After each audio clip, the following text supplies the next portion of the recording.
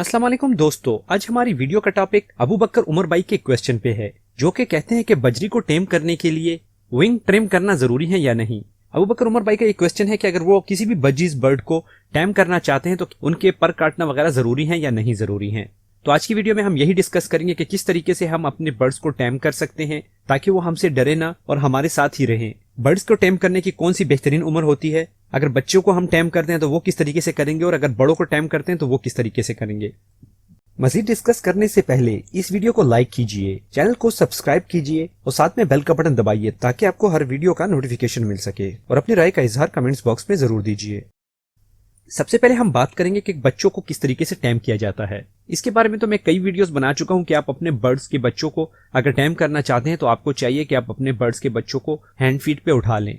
कुछ दोस्त ऐसे होते हैं जिन्हें बच्चों को हैंड फीड करवाना नहीं आता, उनको चाहिए कि वो सबसे पहले हैंड फीडिंग सीख लें, या फिर वो इस तरह के बच्चों को उठाएं जिनकी उम्र सेल्फ के करीब हो। मिसाल के तौर पे अगर आप बजीज के बच्चों को उठाना चाहते हैं तो आपको चाहिए कि 20 दिन से ज्यादा बड़े बच्चे को उठाएं, या फिर अगर आप दूसरे कोई बर्ड्स जैसे कि कॉकटेल हो गया या फिर अगर लव बर्ड हो गया या फिर रिंगनिक हो गया तो उनके बच्चों को ऐसी उम्र में उठाएं जो कि सेल्फ के करीब हो।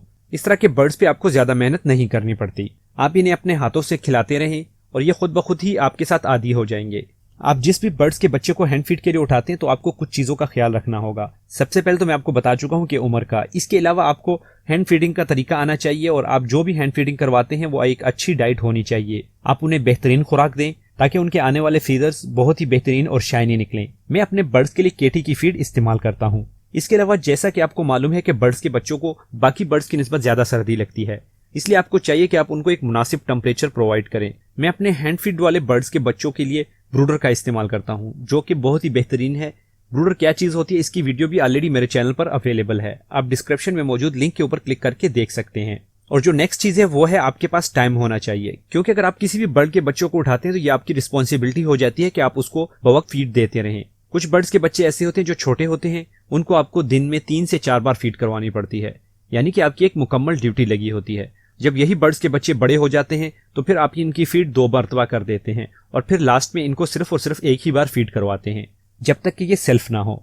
अब हम बात करेंगे कि बड़े बर्ड्स को किस तरीके से टैम किया जाता है। बड़े बर्ड्स को टैम करने के लिए सबसे पहले आप में हौसला और सब्र होना चाहिए, क्योंकि बड़े बर्ड्स को टैम करने में काफी वक्त लगता है और वो दोस्त जो कि हौसला और सब्र नहीं कर सकते उनको चाहिए कि वो बड़े बर्ड्स को भी टैम ना करें। सबसे पहले आप जो भी बड़ा बर्ड्स लें उसे किसी सेपरेट केज के अंदर छोड़ दें। मिसाल के तौर पर अगर आपके पास कोई रिंगनिक है या फिर कॉकटेल है जो कि ऑलरेडी अडल्ट हो चुका है और आप उसे हैंड टैम करना चाहते हैं तो आप सबसे पहले एक सेपरेट केज के अंदर उसे रखें और वो सेपरेट केज आप हमेशा ही अपने पास रखा करें, ख्वाह आप कुछ भी कर रहे हो। जितना आप उसे लोगों के दरमियान में रखेंगे उतना ही वो ज्यादा बेहतर होगा, क्योंकि आप इससे ब्रीड नहीं ले रहे, इसे सिर्फ टैम कर रहे हैं ताकि उसके अंदर से वो डर खत्म हो जाए और वो लोगों के साथ घुल मिल जाए। जब आप इसे ऐसे माहौल में रखेंगे तो आप महसूस करेंगे कि वो बर्ड्स लोगों के दरमियान स्टार्टिंग में शायद थोड़ा डर रहा हो, मगर आहिस्ता आहिस्ता उसको कॉन्फिडेंस मिलेगा और वो फड़फड़ाना कम कर देगा। इसके बाद जो सेकंड स्टेप है वो ये है कि जब कभी भी आप कहीं पे भी बैठे हुए हैं अपने बर्ड्स के केज को अपने पास रख के अपने हाथ को उस केज के अंदर डाल के आराम से बैठ जाएं। ख्वाह आप टीवी देख रहे हो या मोबाइल में लगे हो या किसी से बातें कर रहे हो, मगर आपका हाथ केज के अंदर ही होना चाहिए। स्टार्टिंग में तो ये होगा कि शायद आपका बर्ड्स थोड़ा फड़फड़ाए, आपसे डरे और किसी कोने में चिपका रहे, मगर जब थोड़ा सा वक्त गुजरेगा तो वो बर्ड्स खुद ब खुद मजबूरन नीचे उतरेगा और इसी अमल को आपने हर रोज दोहराना है। 4-5 दिन के बाद आप देखेंगे कि आपका हाथ अगर केज के अंदर भी होगा तो वो बर्ड स्टिक के ऊपर आके बैठेगा और जो दाना वगैरह बर्ड्स के केज के अंदर पड़ा होता है तो वो आके खाएगा भी। इस तरीके से उसका डर इतना तो खत्म हो जाएगा कि आपका हाथ उसके लिए सेफ है और आपके हाथ से उसे कोई भी नुकसान नहीं। इसके बाद जो नेक्स्ट स्टेप आपको करना है वो ये करना है कि आपने रात को अपने बर्ड्स के केज में से सीड वगैरह भी निकाल लेनी है और जब सुबह होगी तो आप अपने बर्ड्स के केज के अंदर जो भी सीड का बर्तन होगा उसे अपने ही हाथ में पकड़ के उस बर्ड्स के केज के साथ बैठ जाएं और इसी तरीके से उस बर्ड के केज के अंदर ही उस सीड के बर्तन को पकड़ के रहें। इसी तरीके से स्टार्टिंग में वो हो सकता है कि आपके पास ना आए, मगर जब उसे ज्यादा भूख लगेगी तो खुद ब खुद ही आके सीड का दाना खाने की कोशिश करेगा और 3-4 दिन के अंदर आप देखेंगे कि वही बर्ड आपके हाथ में पकड़े हुए बर्तन से सीड खाना शुरू कर देगा। इसी तरीके से आप उसे तकरीबन 1 हफ्ते तक सीड देते रहें। जब उसे मुकम्मल तौर पर तसल्ली हो जाएगी कि ये बिल्कुल ही सेफ है और उसे इससे कोई भी तकलीफ नहीं है तो अभी आपको नेक्स्ट स्टेप करना होगा। नेक्स्ट स्टेप यह है कि इसी प्रोसीजर को आपने दोहराना है, मगर इस वक्त आपके हाथ में बर्तन के बजाय सीड आपके हथेली के ऊपर होने चाहिए। आप अपनी हथेली के ऊपर सीड रख के अपने बर्ड के केज के अंदर हाथ रखें। आप देखेंगे कि बर्ड स्टार्टिंग में आपकी हथेली से कुछ भी खाना पसंद नहीं करेगा, उसे डर लगेगा, मगर आहिस्ता आहिस्ता वो आपके पास आना शुरू कर देगा और आपके हाथ से ही खाना पीना शुरू करेगा। इस अमल को भी आप तकरीबन 1 हफ्ते तक दोहराते रहें। जब मुकम्मल तौर पे उसे तसल्ली हो जाएगी और आपके हाथ से खाना शुरू करेगा तो इसका मतलब यह होगा कि वो बर्ड्स आप पे भरोसा करने लग गया है। इतने अरसे में आप जान चुके होंगे कि उसका पसंदीदा सीड कौन सा है, क्योंकि जब कभी भी आप उसके सामने बर्तन रखते हैं या फिर अगर अपने हाथ को पकड़ते हैं और वो जोन सा भी सीड खाता है तो इसका मतलब है कि वो उसका पसंदीदा सीड है। जो बड़े बर्ड्स होते हैं इनके पसंदीदा सीड्स में या तो मूंगफली और या फिर सूरजमुखी होता है। अब नेक्स्ट स्टेप आपने ये करना है कि उसका कोई भी पसंदीदा सीड अपनी 2 उंगलियों के दरमियान में पकड़ के उसे खिलाने की कोशिश करें। जब वो मुकम्मल तौर पे उसे खाना शुरू कर देगा और वो आपके हाथ से नहीं डरेगा तो ये अब स्टेप है कि आप उसे अपने हाथ के ऊपर कैसे बिठाना है। आप अपने हाथ को अपने बर्ड से थोड़ा सा फासले पर रखें और आप देखें कि वो केज के एक साइड से दूसरी साइड पर स्टिक के जरिए आपके हाथ से आके सीड लेता है या नहीं लेता। जब वो आपके हाथ से आके सीड लेना शुरू कर देगा तो नेक्स्ट स्टेप आपने ये करना है कि जहां पे बर्ड्स बैठा हुआ है उसके बिल्कुल ही ऑपोजिट साइड पे स्टिक के करीब अपने हाथ को पकड़ें और दूसरे हाथ को अपने हाथ और बर्ड्स के दरमियान में रखें ताकि बर्ड्स सीड तक पहुंचने के लिए आपके हाथ के ऊपर से गुजर के जाए। स्टार्टिंग में तो बर्ड्स ऐसा नहीं करेगा क्योंकि वो आपके हाथ के ऊपर अपना पांव रखना पसंद नहीं करेगा, उसे डर लगेगा। मगर जब आप कई बार ऐसी कोशिश करेंगे तो वो मजबूर हो जाएगा और वो आपके पास जरूर आएगा।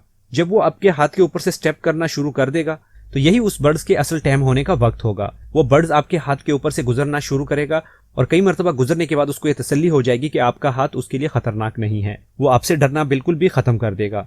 उस बर्ड्स को फिर आप अपने हाथ के ऊपर बिठा भी सकते हैं, अपने हाथ के ऊपर बिठा के उसे सीड भी खिला सकते हैं और इसी तरीके से आपका बर्ड्स आहिस्ता आहिस्ता आपके साथ मुकम्मल तौर पे आदी हो जाएगा। अगर आप उसे अपने साथ खिलाते हैं, पिलाते हैं या फिर उसके साथ खेलते हैं तो ये सारी की सारी चीजें वो शुरू कर देगा। नेक्स्ट आने वाले वीडियो में मैं आपको बताऊंगा कि किस तरीके से आप अपने बर्ड्स को कोई ट्रिक सिखा सकते हैं या फिर किस तरीके से आप अपने बर्ड्स को स्टेप अप और स्टेप डाउन सिखा सकते हैं। इसके अलावा अबू बकर भाई का जो क्वेश्चन था कि क्या हमें बर्ड्स के पर काटने चाहिए या नहीं काटने चाहिए, तो वो आपकी केज के ऊपर डिपेंड करता है।